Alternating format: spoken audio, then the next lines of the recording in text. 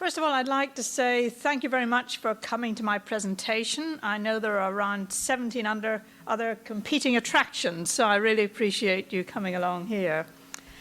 And as a reward, you get to learn a new acronym, which I just came up with, which is MOODS. You've probably heard of MOOCs, and MOODS stands for Massive Open Online Data-Driven Studies. And that's another way of describing Big Data 2.0. But first of all, we're going to look at, we'll just review briefly what libraries are already doing in the data space, which will help us to think about how they might get involved in the next frontier, Big Data 2.0. So I'm going to start by looking at some of the things that have been happening largely over the past 5 years or so in relation to libraries and data, and the roles that they've been fulfilling, and some of the newer emerging roles that have just been happening fairly recently. And then we'll go on to look at what I mean by Big Data 2.0 projects, which are global mega projects with several distinctive dimensions. And we'll think about issues and roles for libraries and librarians in that arena. So we're all familiar now with the importance of data. We've been hearing about it throughout this conference and particularly this morning. I think it first came to our attention as a significant development in the context of data-driven science. And I'm starting here with this quote from Graham Pryor of the Digital Curation Centre in the UK, and this was an observation he made on a report by Research Libraries UK, when he argued that although there was plenty of good stuff in that report about the potential role of libraries in the changing landscape, it really hadn't acknowledged the extent of the shift that was taking place. And so he argued here that technology has enabled data to become the prevalent material and the currency of research, so that data and not information and not publications is becoming the accepted deliverable. And we see that, of course, in the encouragement and in some cases mandates for researchers to share their data as well as their published results. And it's not just in the academic arena where data is being viewed as the new currency. It's also being viewed that way in the world of business and indeed in the public sector, where governments are key players in the open data movement.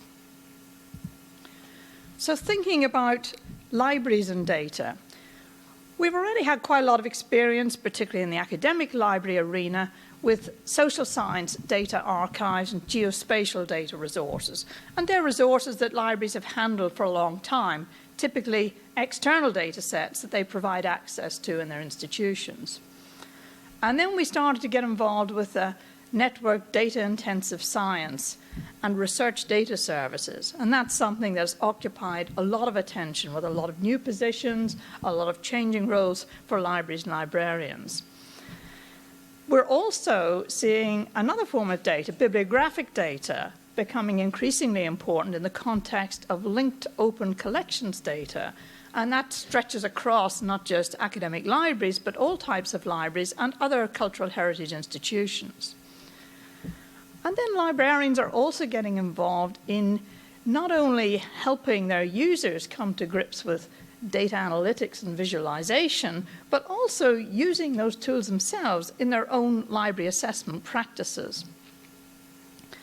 In fact, most of the conferences I go to these days, there'll be a session for librarians introducing them to visualization tools. In some cases, librarians are also getting involved with the creation of local data infrastructures, where their own local governments are creating data centers, and librarians are getting involved to some extent in those. And then we've got the development of, larger scale regional open data centers. We're also seeing digital privacy and data literacy training starting to be discussed in public libraries. So that's going beyond the sort of academic library arena where we're introducing researchers and students to the need to become familiar with working with research data sets. Libraries are also getting involved in providing support for researchers in using techniques such as text mining and data mining. And they're advising on copyright and intellectual property issues arising from small data and big data. So some of those current roles of libraries and librarians: access management, long established in relation to publicly available data sets. Data literacy, helping users exploit existing data resources, whether they're the outputs from these social science data sets or the outputs from research data sets that have been deposited. Educating students and faculty about managing their own research data. And interestingly, some libraries are also extending their data literacy work to preparing graduates for working with large data sets in employment. And there are case studies discussing examples in the areas of business and public health with both undergraduate and graduate students.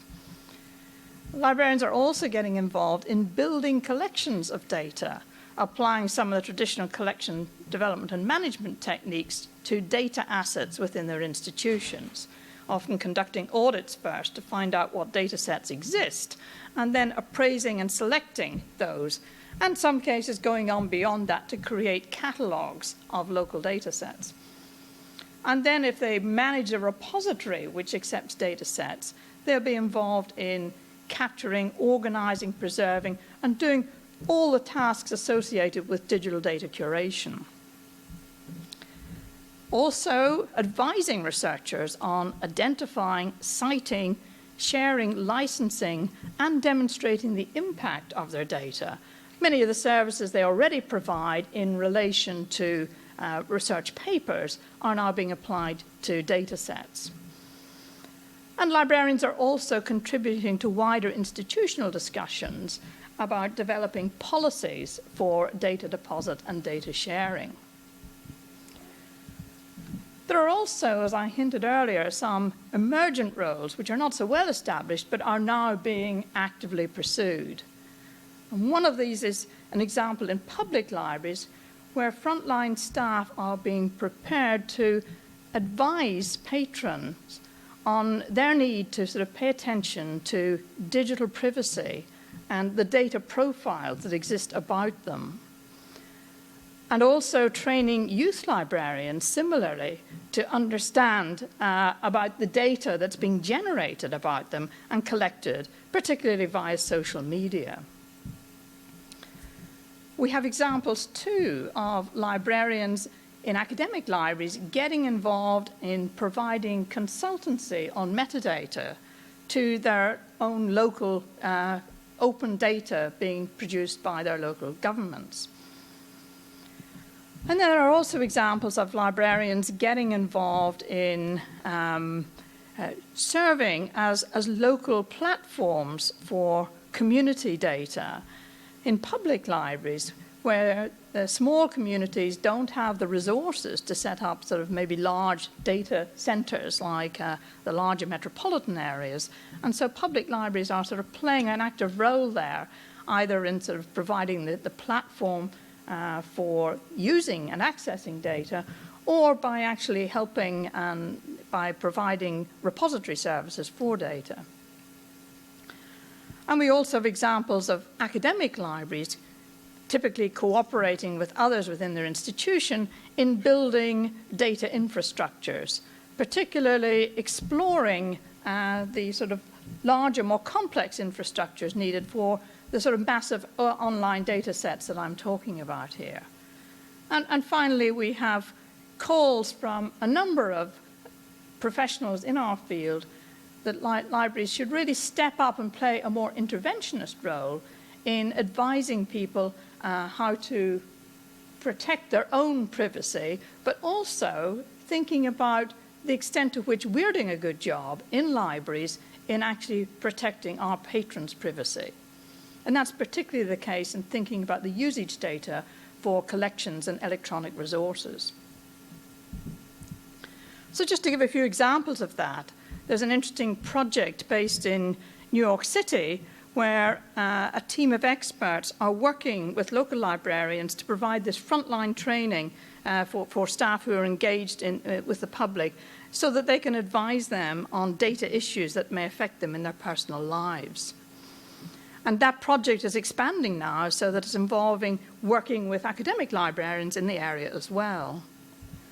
A project that's just getting going in Pittsburgh is this project led by my colleague Leanne Bowler, where she's working with the Carnegie Library of Pittsburgh in exploring teens' attitudes towards data and their understanding of the data that's generated about them through their engagement in online activities. Based in Pittsburgh again, we have the Western Pennsylvania Regional Data Center, which pulls in data from a number of different public sector agencies in the area. And that's a partnership which is it's managed by the Center for Urban and Regional Studies in the university, but a key partner in that data center is the University of Pittsburgh University Library System Digital Scholarship Services. And as you can see, they're thanked on this website for their help with all things data management and metadata. So it's nice to see our expertise in metadata playing a really crucial part in this local service.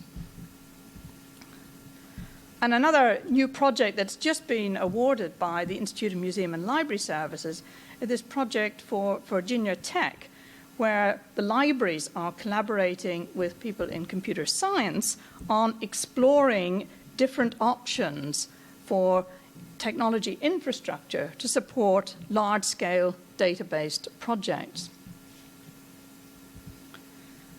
So some of the concerns that I mentioned earlier, just to elaborate a little bit on that, and I'm quoting here from a blog of an Australian librarian who blogs a lot about technology and privacy issues in public libraries, who's raising the issue that libraries are maybe not taking sufficient care with the data that they generate in terms of use of their services and collections, and arguing that if we're to be true to our claims to be defenders of intellectual freedom and responsive to our communities, we need to use our data more cleverly and protect member privacy while we do so.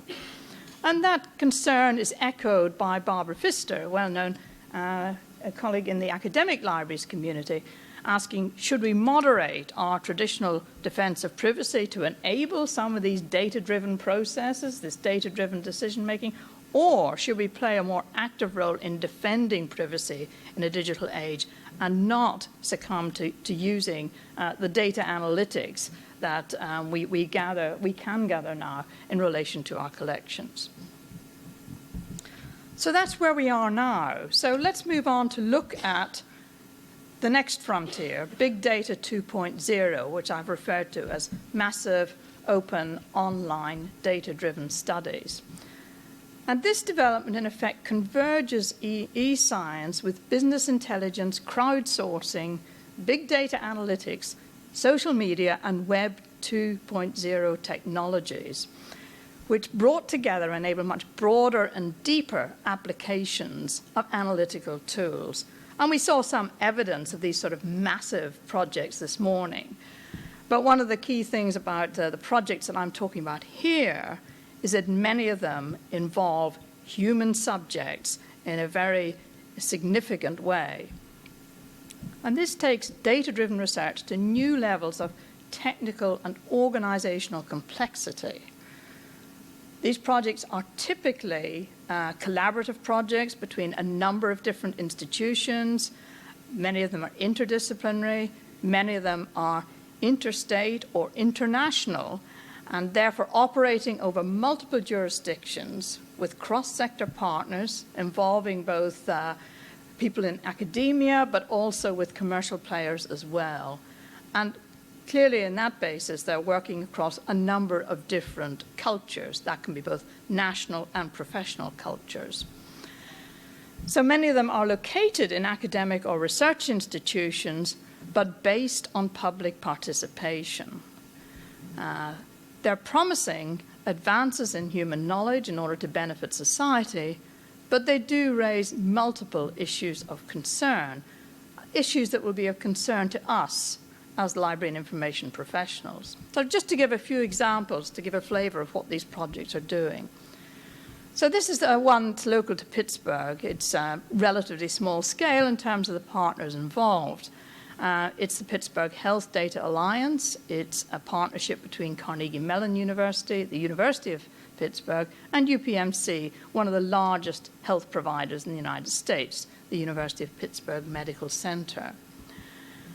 So this project is benefiting from bringing together the world-class computer science expertise and machine learning from Carnegie Mellon with the medical research expertise in the School of Medicine at the University of Pittsburgh, and the opportunity to mine deep data in a clinical setting by UPMC. And that brings in the commercialization side of things, because UPMC, although sort of technically classed as a not-for-profit, it's a large healthcare provider. It generates a large amount of data every day, and therefore they want to take advantage to mine that data, providing it to both medical researchers and clinical practitioners in order to understand things better and benefit real people by making important discoveries. And it's only by bringing together these different players that they feel they can get the most out of these data. So one of the questions we might start to think about is, what roles can libraries and librarians play in these types of endeavors? Are there ways that they can apply some of the same skills that they've been applying in smaller scale data projects to these larger operations? Moving on to some larger scale projects. This is a project that's based in the United Kingdom, Biobank. It's a major national health resource. It's a registered charity established by a number of very reputable bodies. The Wellcome Trust funds a lot of medical research, the Medical Research Council, a government-funded research council in the UK, some government agencies, Department of Health, Scottish Government, a regional development agency, and some medical charities, the British Heart Foundation, Diabetes UK, hosted at a university, supported by the National Health Service. The data here is open to bona fide researchers anywhere in the world, including those funded by academia and industry. So it's aiming to improve prevention, diagnosis, and treatment of life-threatening diseases. This is what a lot of these projects are about. They're health-related on a large scale, involving a lot of volunteers donating data about themselves. In this case, participants have undergone a number of measures, provided a number of samples, blood, urine, saliva samples, detailed personal information, and agreed to have their health followed in order to help scientists discover why some people develop particular diseases and others do not. UK Biobank wants to be a model not only for best science, but also for best ethical practice too. And there's a nice little video you can listen to hear the approach that they're taking and their commitment to best ethical practice. Another project of the same sort of thing is the Personal Genome Project. That's an international network. It's got partners set up in the United States. It's got partners in Canada, the United Kingdom, and Austria. This is from the Austrian site, where it has some basic information about the Genome Project, and emphasis here on participation. It's inviting participation of volunteers who are willing to share their personal genomes with the public. Open data sharing is the theme here, because that's what all these projects are about. And so their personal genomes are openly and freely available for both scientists and the general public to access. Here's a page from the UK PGP site, and it explains some of the methods that are used here. A belief that sharing is good for science and society. It's dedicated to creating public resources that everyone can access, and an upfront statement. Privacy, confidentiality, and anonymity are impossible to guarantee in a context like this research study, where public sharing of genetic data is an explicit goal.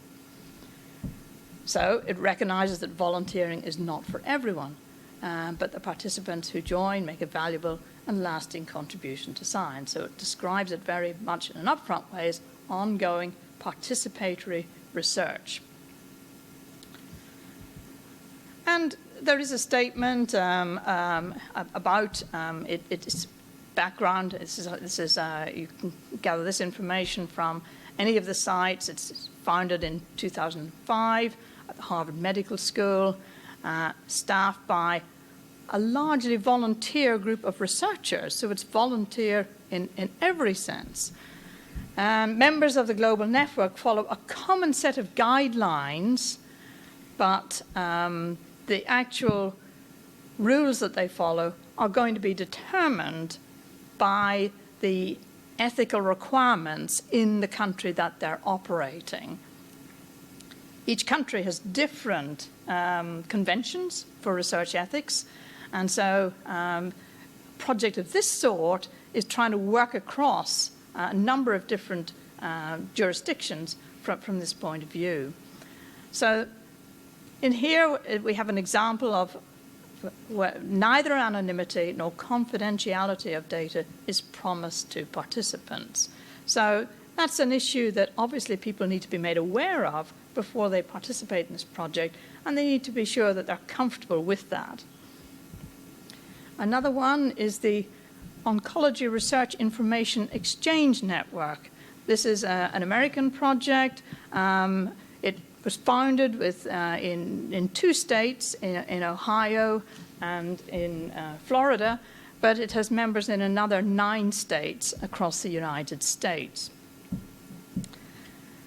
Again, a similar sort of alliance of medical researchers working together in order to share data and sort of advance understanding in a particular area.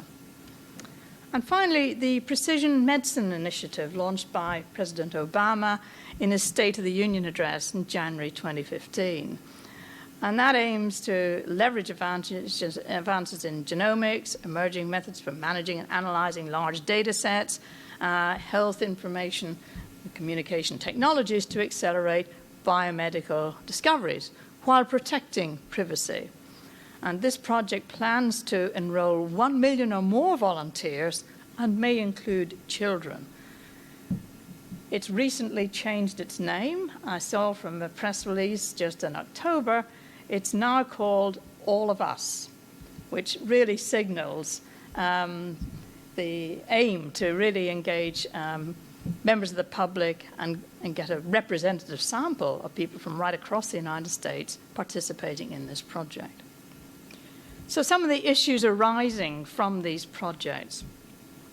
I mean, clearly there are legal issues, big time. A number of different areas of legislation potentially affect the work of these studies. Privacy laws, data protection legislation. In Europe, there's the right to be forgotten, a new sort of right that's been established in recent years. Genetic information laws, freedom of information, intellectual property. And here we have another example where practice varies across different jurisdictions. The approach to whether or not human genes can be patented varies between Europe and the United States, for example. And there's recent case law which tested those questions. And then there's licensing and contractual issues. And then the question of publishing the results of the research, but also publishing the data. There's also the ethical issues about privacy, anonymity, the concerns about protecting people's data from bad actors, cyber criminals and hacktivists, monetization, selling of the health data to commercial interests, conflicts of interest between the public good aims and the sort of protecting people's privacy, concerns whether or not people really understand what they're agreeing to whenever they consent to take part in these projects, And then there's another issue that has started to come up, and that is solicitation of donors for participation in other studies. So recently there was a case for UK Biobank, which they discussed in some of the documentation on their website, where other researchers not involved with the UK Biobank directly wanted to use UK Biobank to identify people to invite into a separate study. And they asked UK Biobank to send an introductory email to the contacts it had as participants in the study, arguing that this recruitment would benefit the research community and be an efficient use of their resources. On the other hand, the Biobank was concerned that it would nevertheless take some time and resource that could be used directed to its own research concerns. And so it actually sort of came up with a couple of strategies to deal with this, creating a web page to provide neutral information about this secondary study, and also providing a withdrawal category which allowed biobank participants to opt out from email invitations that would be sent out inviting participation. So trying to sort of handle this in an even-handed way. There are a lot of policy issues arising from these projects. Questions about, how and by whom the big data here is going to be preserved and made retrievable for and by future stakeholders, and will they conform to the sort of standards that we expect in the information world. Concerns about guidelines and requirements for publishing related to health data. Who should be setting the policies here, and who should sort of craft the sort of codes of ethics that guide these projects. And given the pace of change, how often do they need to sort of update their policies and codes? What oversight and enforcement mechanisms do we need to ensure compliance here? And what penalties should there be for piracy of health data or other sort of malpractice? What protections are going to be available for, or need to be developed for whistleblowers who report lapses and breaches of compliance here? So these are complex projects, and you may be wondering, well, they're way beyond what we could possibly get involved with as librarians. But I would argue that we can play a part here, that there are things that we can contribute in this arena. At the very least, I think, thinking back to that initiative in public libraries where frontline librarians are being trained to actually advise patrons on data privacy issues, is, we need to think in other types of libraries, should we be extending our data literacy efforts to not only discuss the use of research data in the context of student studies, but also advising them about not only the sort of data they may be dealing with in employment, but thinking about the data that is generated about them in their personal lives. Is that something that, as professionals, we should take an interest in actually playing a part? We could also think about how we can adapt and apply our expertise in scholarly communication and digital curation to this evolving area of big data projects, thinking about the contributions that librarians are already making in metadata to some of the open government data, such as my colleague Mike Bolam in the University Pittsburgh library system. Encouraging stakeholders to pay attention to the human issues as well as the technology infrastructure. There's been a lot of focus on the skilling up needed of information and technology professionals to deal with the data world. But a lot of the focus is being on the technical areas, and I would argue that some of the social and human issues are also areas where we need to place more emphasis. And perhaps we should be thinking about adding the role of data ethicist to the family of data scientist roles, which my colleague Liz Lyon has been discussing, the range of different types of data specialists that are emerging: data analyst, data archivist, data engineer, data journalist, data librarian, data curator. The data ethicist might be a role that we want to emphasize a little bit more given some of the issues that I flagged up just now. And so are we ready as librarians to sort of step up and become the conscience of the big data world? I'll be interested to hear what you think. Thank you.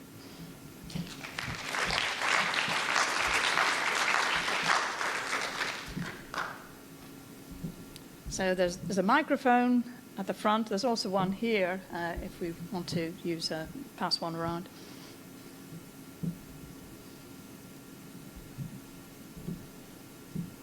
Yep. There seems to be a big emphasis in hiring data specialists to sort of lead the troops among the library staff. And library schools, some of them are building concentrations and coursework to train graduates to assume some of those roles. Can you talk a little bit about the training? And we're seeing at my institution data science majors now, sort of soft stats, not really computer science, but this whole piece. And I'm still not seeing it come together or fully gel. And I'm wondering how long is it going to take for us to have more confidence that what we're doing bits and pieces of it, but we're not, it's not solidified. Yes. Absolutely, because a lot of people have, said right from the get-go that, we should just be thinking about data resources in the same way we've thought previously about information resources, and all the functions that we fulfilled previously we can apply in that arena. Well, certainly in my school, we've just developed fairly recently a data stewardship track to sit alongside our other tracks in our program. And in that track, the students still take it's part of the MLIS, they still take our 4 core courses in understanding information technology, organizing and retrieving information, and managing and leading library and information services. Then in addition, they do a course on research data management, another one on research, which is largely sort of, it's got a very strong policy orientation, that one, more managerial and policy orientation. And then there's one on research data infrastructures, which is a more technical course. And those are both taught by Liz Lyon, who we were lucky to recruit from the Digital Curation Centre in the UK. And as part of that, she follows the sort of approach that David Lankeys was talking about yesterday, of having the students take a deep dive into an actual lab. So they 1 week they actually go in and spend a half day in a lab in engineering or in a science lab or in the medical area, and get to work and see what the scientists are doing, how they're dealing with data. And actually it's a two-way learning process, because they're often raising awareness of the scientists about some of the data policy issues that maybe they may not be so familiar with. They may not be ready for that yet. And so so they do those 2 specialist courses. Then there are other courses that we have on which they can choose from. We have a metadata course and a database course. And then we have a number of newer courses that we're just developing, one on data science for librarians, and another which is looking at data science in the context of particular disciplines. So we have one with a humanities focus. There are shorter courses that fit together, a humanities focus, a social sciences focus, and a science focus. And there are other, courses that, would be useful to complement those. And they can do also, as they can for any of our tracks, do a field experience where they could spend 10 hours a week over the course of a term actually working in a practical situation. Yep. Hi, I have a question about upskilling of existing people and ourselves. I'm thinking about starting a training clearinghouse, and are there some resources that you could recommend that we could add to that, either something free or something someone could take online? And would you recommend leveraging community resources such as community efforts to be cybersecurity aware or business data intelligence in addition to the medical sciences? Yes. Well, certainly there are some, case studies that have just sort of emerged where, public libraries are starting to get involved with local data. But in terms of training resources, there are certainly in relation to data management planning, there's quite a lot already out there. There's a data management planning tool. But the Digital Curation Centre in the UK has a lot of briefing papers and how-to guides on its website. And it also lists other free-to-use training resources, such as the Mantra program produced at the University of Edinburgh. There's also the RDM Rose project at the University of Sheffield, which is finished now, but it created a set of learning resources to prepare liaison librarians to engage with this area. So that's a freely available resource there. Beyond that, there are a number of short courses offered in this area, and most of the MLS programs that offer either tracks or courses or certificates will offer those to existing librarians who may want to take them as continuing ed. And certainly that's true in our case, that people can take our courses, as not for credit courses. They can just sign up for those. And the two courses I mentioned by Liz Line are both available online as well, so as well as being available sort of on campus. Yeah.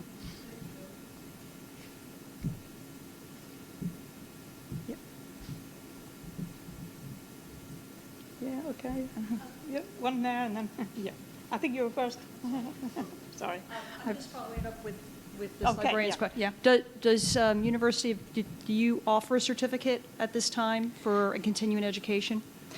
We don't actually describe it as a certificate, but we are thinking of putting that, mainly because we found that our certificate normally involves, 5 courses, and that can work out as rather expensive because unfortunately, we are a state-related institution, but our fees are very high, especially for people outside the state of Pennsylvania. But the courses are all available now. Not all of them are online, but some of them, the two core data courses are online. Yeah. So my question is more about dealing with large data or data privacy at a personal level, and where are librarianship's guidelines for doing this going to come from? We've had sort of a tradition of saying we don't give legal advice or medical advice or that kind of thing, but this seems kind of a different color, and where are we supposed to get our guidelines?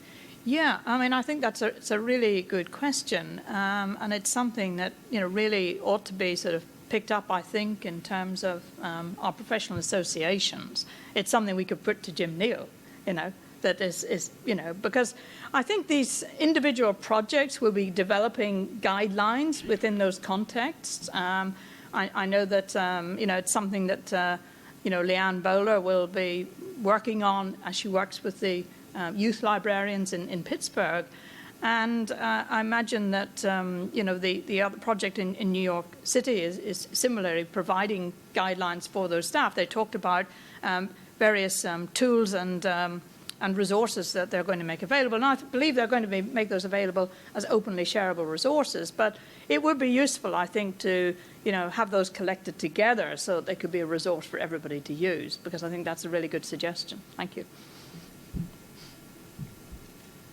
We are just on 12:15, so I think probably, as I know people often at this point want to go out and sort of grab something to eat so that they can go to a lively lunch. So thank you very much for your participation.